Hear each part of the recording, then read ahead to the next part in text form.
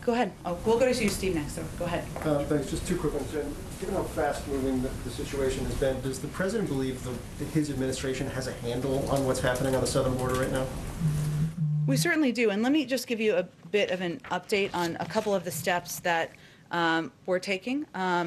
First, let me say that, like COVID, obviously a different issue, but we recognize this is a big problem. The last administration left us a dismantled and unworkable system, and like any other problem, we are going to do everything we can to solve it. So our focus here is on solutions. Let me just walk you through a couple of the steps, and we've done this a little bit, but there's always, of course, developments on considerations that are underway.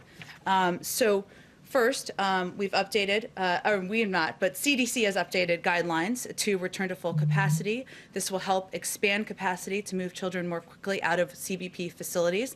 That's an important step. The implementation of that is, of course, ongoing.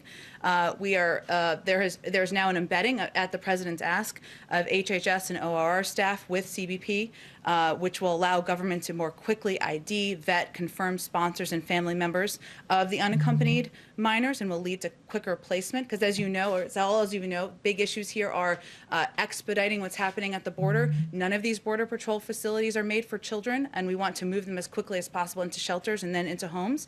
FEMA, this was an announcement over the weekend, is now supporting, providing support at the border, adding extra capacity to HHS for quick processing to avoid overcrowding. We hope this will help quickly get children into HHS and ORR facilities and placed with vetted sponsors and families.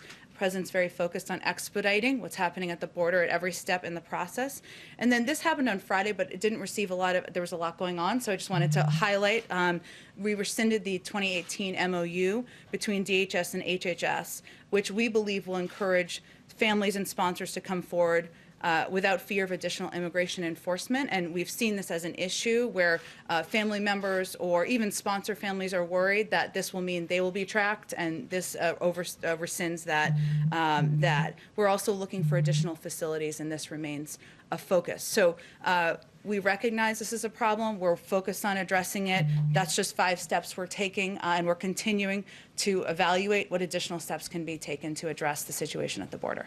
One more real quick. For the $130 billion in education funding, one of the big issues with past pots of ed funding is it will be obligated, but getting it spent takes time. Will that be part of Gene's mandate, ensuring the money's not just obligated, but it actually goes out the door to make the fixes that these schools need to actually get students back into place? He'll absolutely be coordinating with the Secretary of Education, Secretary Cardona, who's going to be holding an education summit soon. I believe it might be next week. I'm not sure if they've announced it yet, so hopefully I'm not getting ahead of them.